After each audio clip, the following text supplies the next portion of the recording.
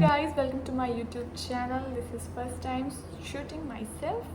So थोड़ा सा introduction हो जाए. मेरा नाम अपूर्वा सिंह है एंड बाय प्रोफेशन मैं कैबिन अटेंडेंट हूँ. सो आज मैं उसी के बारे में डिस्कस करूँगी कि कैबिन अटेंडेंट बनने से पहले जो ट्रेनिंग करनी पड़ती है उसमें क्या क्या हमको सीखने को मिलता है और क्या क्या करना होता है. तो लेट्स गो. सो मेरा सिलेक्शन होने के बाद मुझे एक मेल आता है जिसमें मेंशन रहता है कि अपूर्वा सिंह आपका सिलेक्शन हो गया और अब आपको आई फ्लाई आना पड़ेगा विच इज़ इन दिल्ली 3 महीने के लिए. तो उस टाइम तो मैं बहुत खुश हो गई कि चलो फर्स्ट टाइम मुझे घर से बाहर जाने को मिलेगा और बाहर रहने को मिलेगा और नए नए लोगों से मिलूँगी. मैं अपना बोरिया बिस्तरा पैक करके हो गई तैयार आई फ्लाइट जाने के लिए. और फिर हमें फ़्लाइट टिकट्स मिले थे और ये मेरी फ़र्स्ट फ़्लाइट थी. मैं कभी फ़्लाइट पे नहीं बैठी थी और जब बैठी तो अपने ही दम पे बैठी, तो ये भी एक खुशी की बात थी. सो हमें टिकट्स आए और फिर मेरी फ़्लाइट लखनऊ से दिल्ली की थी. मैं लखनऊ गई और फिर मेरे 2-3 फ्रेंड्स भी बन गए थे वहाँ पर क्योंकि सब आए थे लखनऊ वाले जाने के लिए दिल्ली. तो हम बात किए, देन हम बैठे. फिर हम पहुँचे दिल्ली में हमें एक होटल मिला जो कि 15 दिन के लिए खाली मिला था. हम वहाँ पे स्टे किए. देन हमारा नेक्स्ट डे हमारा इंडक्शन था विच इज़ मेरे को नाम नहीं याद आ रहा, कोई होटल था. वहाँ पे गए. फिर वहाँ पे हमने सिग्नेचर ही दिन भर करते रहे. मेरा तो हाथ दर्द करने लगा, इतनी सिग्नेचर्स वहाँ पे करनी थी. फिर इंडक्शन हुआ हमारा. देन हम फिर घर आ गए. फिर नेक्स्ट डे से हमारी ट्रेनिंग स्टार्ट हो रही थी. फिर हम गए नेक्स्ट डे. फिर उस दिन तो हमें इतना डरा दिया गया कि तुमको ये पढ़ना है, फिर ये पढ़ना है, ये करना है, ये नहीं किया तो तुमको वार्निंग लेटर मिलेगा, फिर ये नहीं किया तो तुमको वार्निंग लेटर मिलेगा. मैंने सोचा ठीक है कुछ होगा वार्निंग लेटर क्यों भाई कर, लेकिन क्या ही पढ़ना रहेगा इतना. मतलब कि हमने हमेशा सुनते आए हैं ना कि कैबिन क्रू के लिए क्या ही तुम्हें पढ़ना पड़ता है, थोड़ा बहुत ही होगा और क्या ही होगा. सो ऐसा माइंडसेट था कि ठीक है हो जाएगा सब. फिर हमारी ट्रेनिंग स्टार्ट होती है तो हमारा फर्स्ट मॉड्यूल था फर्स्ट एड. और फिर पढ़ाई स्टार्ट हुई. फिर हम नोट्स बनाए, लिखते गए. मैं सोचा साला मैंने इतना तो 12th में नहीं इतनी मोटी नोट्स बनाई थी जितना इसमें बना रही हूँ. मतलब कि मेरी इतनी मोटी कॉपी पूरी भर गई सिर्फ फर्स्ट एड में. उसमें मतलब कि पता नहीं क्या क्या पढ़ा डाला, मतलब कि लग रहा था कि डॉक्टर बना दिया पूरा हमें. तो हम वो पूरा पढ़ाई किए. फिर उसका हमारा एग्ज़ाम हुआ. सबसे पहले हमारा वाइवा हुआ. तो मैं कहा ठीक है पढ़ लेंगे हो जाएगा.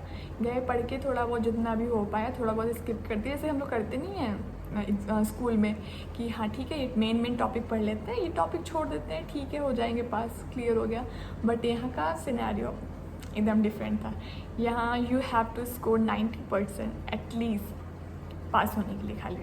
सो गए हुआ वाइवा भाई, क्वेश्चन पे क्वेश्चन पूछे गए. एक क्वेश्चन मैंने आंसर नहीं दे पाया, लग गई वही वर्ड कि ऐसे हो गए तुम, ऐसे बनोगी कैबिन क्रू, ये होगा वो होगा. तब समझ में आया भाई पढ़ना पड़ेगा, यहाँ पे आए हैं तो बिना पढ़े नहीं कुछ होने वाला. सो फिर उसके बाद हमारा एग्ज़ाम हुआ. एग्ज़ाम दिया हमने.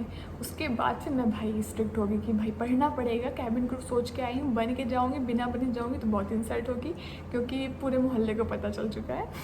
सो now you have to study. तो फिर मैं पढ़ी खूब पढ़ी और फिर 98% आए मेरे. तो फिर लगा कि हाँ चल ठीक है अब हो जाएगा, अब लग रहा है कि हाँ कैपेबिलिटी है अपन के अंदर, हो जाएगा. फिर उसके बाद हमारा वाइवा हुआ, वाइवा दिया, वाइवा में भी स्कोर हो गया, ठीक है ख़त्म कहानी. फिर दूसरा हमारा बेसिक इंडॉक स्टार्ट होता है जिसमें मतलब बेसिक चीज़ें पढ़ाते हैं एयरक्राफ्ट के बारे में और इक्विपमेंट्स वगैरह, मतलब कि नॉर्मल चीज़ें बताते हैं उसमें. बट वो देखने में तो बहुत छोटा लग रहा था कि हाँ ठीक है ये पढ़ना है, बट वो सिलेबस उसका काफ़ी लेंथी था. और हमें जो सर मिले थे, मेरे अगर बैचमेट्स ये वीडियो देख रहे होंगे तो समझ गए होंगे उन्होंने हमें इतना मस्त पढ़ाया था, मतलब इतना अच्छा पढ़ाया था कि हम सबकी वॉट लग गई थी एकदम एग्ज़ाम टाइम पे. फिर हमने किसी तरह घिस पिट करके एग्ज़ाम दिया, हुआ हमारा ठीक है, निकल गया एग्ज़ाम, ठीक है हो गया, किसी तरह हो गया हमारा एग्ज़ाम. फिर हमारा कम्युनिकेशन स्टार्ट होता है जिसमें हमारा इंग्लिश को थोड़ा ब्रशअप करते हैं कि टेंसेस पढ़ाए गए, नॉर्मल जो बचपन में पढ़ते आ रहे हैं वही फिर से पढ़ाया गया. बचपन से पढ़ते आ रहे हैं बट अभी भी कोई पूछ ले what is noun and what is pronoun तो 1 सेकंड के इंसान रुक जाएगा कि पता नहीं क्या है, लेकिन है कुछ इसका भी सीन. तो हमारे वो पढ़ाया गया. फिर वो भी हमारा हो गया क्लियर. फिर भाई उसमें फिर निकली ब्रीफिंग्स कि तुमको ब्रीफिंग्स याद करनी हो कि पर डे पर ब्रीफिंग. और वो ब्रीफिंग इतनी लंबी लंबी लंबी, एक एक पेज की ब्रीफिंग, 2-2 पेज की ब्रीफिंग। साला कभी हमसे आंसर तो लर्न नहीं हुआ, ये सोचते थे कि हाँ रीड कर लेते हैं, बना करके लिख लेंगे, और यहाँ पे एग्जैक्ट वर्ड टू वर्ड याद करना है। तो वो भी एक बहुत बड़ा चैलेंज था, बट किसी तरह हमने कर लिया लर्न। हम 3 लोग रहते थे, मतलब कि हमने 15 डेज़ का एकोमोडेशन पूरा होने के बाद हमने पीजी ढूंढा। उसकी भी एक स्टोरी है बहुत ही ख़तरनाक, अगर आपको जाननी होगी तो कमेंट बॉक्स में बताइएगा, मैं उस पर वीडियो बनाऊँगी।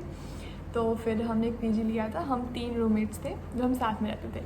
तो हमने तो ब्रीफिंग में जो एक दूसरे से लड़ झगड़ के याद किया है, एक दूसरे को सुना करके, रात भर जग करके ब्रीफिंग बोल बोल के तो वो किसी तरह हो गया। देन उसके बाद हमारा एयरबस स्टार्ट होता है, उसमें हमें एयरक्राफ्ट क्या क्या है और कैसे यूज़ करना है, हमको क्या क्या किस तरीके से यूज़ करना है, क्या चीज़ कहाँ पे है और उसका यूज़ क्या है, तो वो सब पढ़ाई किया। वो सिर्फ 3 दिन का था, तो वो तो नॉर्मली हो गया। फिर एग्ज़ाम हमने दे दिया, हो गया क्लियर। के बाद फिर हमारा स्टार्ट हुआ एफसेक, जिसमें हमें सिक्योरिटी के बारे में पढ़ाते हैं। और मतलब कि सब इतना डरा के रखे थे कि ये बहुत डिफ़िकल्ट होता है, ये मतलब कि इसमें सबसे ज़्यादा रेलिगेशन होता है। पर उसमें इतनी मोटी सी बुक मिली थी, उस पूरी बुक को तुमको पढ़ना है।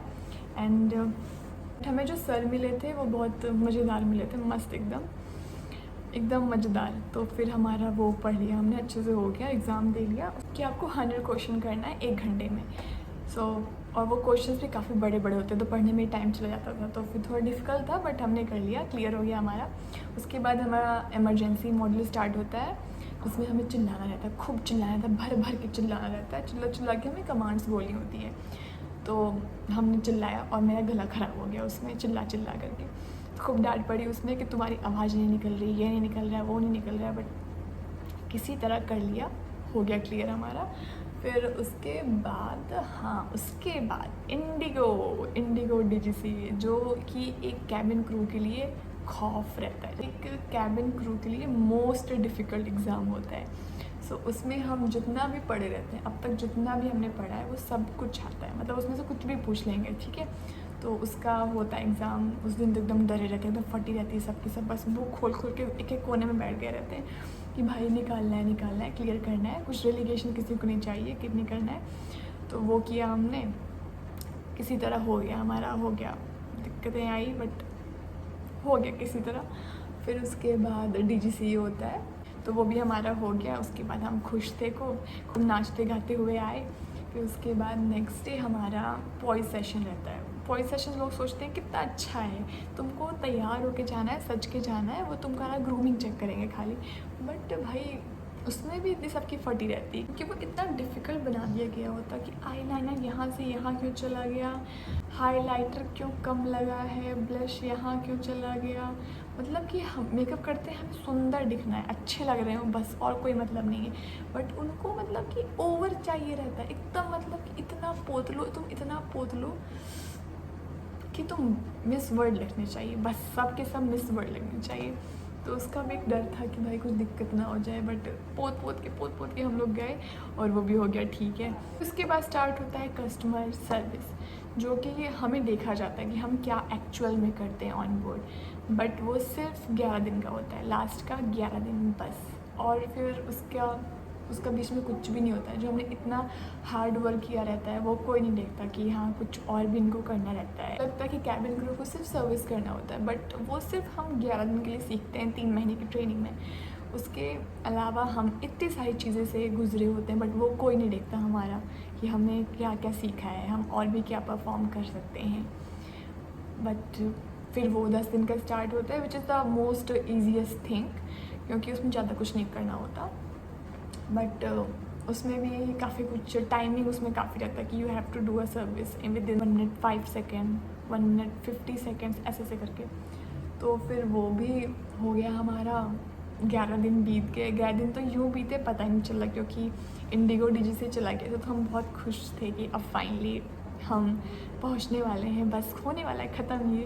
उसके बाद हमारा ग्रेजुएशन होता है, जिसमें हमें हमारा क्राउन मिलता है और सर्टिफिकेट मिलता है, which is mention graduated something, भूल गई मैं क्या लिखा था उसमें, बट ऐसे कुछ था। फिर उसके बाद बस हम सब ग्रेजुएट हो जाते हैं। फिर सबके जहाँ जहाँ बेसिस रहते हैं सब चले जाते हैं, और अनफॉर्चुनेटली मेरा इन दिल्ली बेस ही था, तो मुझे कहीं नहीं जाना पड़ा। मैं अपने वही सेम पीजी में वही सेम जगह पे रह रही हूँ। अगर आपको मेरे इंटरव्यू के बारे में जानना होगा तो प्लीज़ कमेंट में मेंशन करना, मैं आपको उसके बारे में बताऊँगी। Thank you for watching my video and like, share, subscribe. Thank you. Bye bye. Hope to see you again.